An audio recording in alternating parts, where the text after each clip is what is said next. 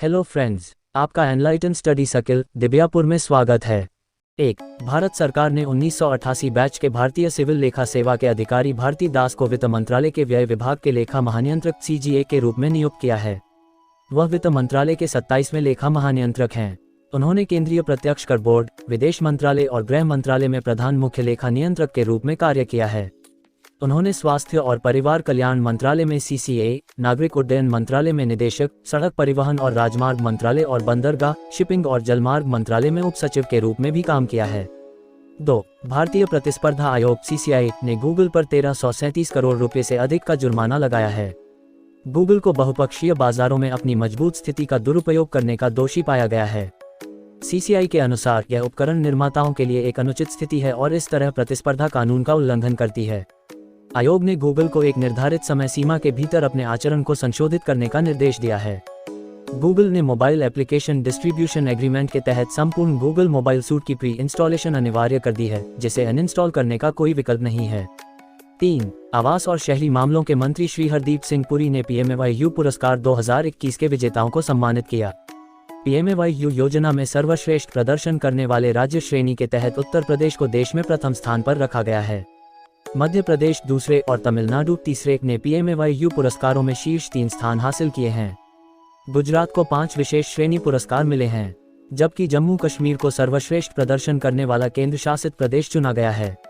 4. एशियाई फुटबॉल परिसंघ की कार्यकारी समिति ने AFC एशियाई कप 2023 की मेजबानी करने की जिम्मेदारी कतर को दी। कतर मौजूदा AFC एशियाई कप चैंपियन है और तीसरी बार सबसे प्रतिष्ठित पुरुष टूर्नामेंट की मेजबानी करेगा। 11वीं AFC कार्यकारी समिति की बैठक की अध्यक्षता AFC अध्यक्ष शेख बिन इब्राहिम अल खलीफा ने की थी। 5. हर साल 24 अक्टूबर को विश्व पोलियो दिवस मनाया जाता है।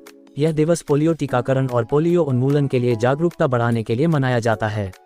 यह रोटरी इंटरनेशनल द्वारा जोनास साल की जयंती मनाने के लिए शुरू किया गया था, जिन्होंने पोलियोमाइलाइटिस के खिलाफ टीका बनाने वाली पहली टीम का नेतृत्व किया था। विश्व पोलियो दिवस पोलियो के खिलाफ लड़ाई में अग्रिम पंक्ति के कार्यकर्ताओं के प्रयासों को उजागर करने का अवसर देता है। मार्च 2014 में WHO ने भारत को पोलियो मुक्त देश के रूप में प्रमाणित किया। 6. भारत ने ओडिशा के तट से अग्नि प्राइम बैलिस्टिक मिसाइल का सफल परीक्षण किया। अग्नि प्राइम अग्नि मिसाइलों का एक उन्नत संस्करण है। इसकी रेंज 1000 से 2000 किलोमीटर के बीच है। परीक्षण के दौरान मिसाइल ने अधिकतम सीमा की यात्रा की और सभी उद्देश्यों को प्राप्त किया। प्रणाली की सटीकता और विश्वसनीयता भी हासिल की गई है। सिस्टम के प्रदर्शन को रडार, टेलीमेट्री और इलेक्ट्रो ऑप्टिकल ट्रैकिंग सिस्टम जैसे विभिन्न उपकरणों के माध्यम से मान्य किया गया है। पहला टेस्ट पिछले साल जून में और दूसरा टेस्ट दिसंबर में किया गया था। 7. पूर्व वित्त मंत्री ऋषि सनक 25 अक्टूबर को पहले ब्रिटिश एशियाई प्रधानमंत्री बनने के लिए चुने गए। उन्होंने कंजर्वेटिव पार्टी का नेतृत्व करने की दौड़ जीती थी। 42 साल के ऋषि सनक 200 से अधिक वर्षों में पहले ब्रिटिश एशियाई प्रधानमंत्री हैं और सबसे कम उम्र के भी होंगे। श्री सनक को किंग चार्ल्स द्वारा प्रधानमंत्री नियुक्त किया गया था। पेनी मोर्डेंट की सांसदों से पर्याप्त समर्थन हासिल करने में असमर्थता के कारण उन्होंने कंजर्वेटिव पार्टी नेतृत्व की दौड़ जीती। 8. अमेरिकी अंतरिक्ष एजेंसी नासा ने शनि ग्रह के चंद्रमा टाइटन का अध्ययन करने के लिए ड्रैगनफ्लाई रोटरक्राफ्ट लॉन्च करने की घोषणा की है।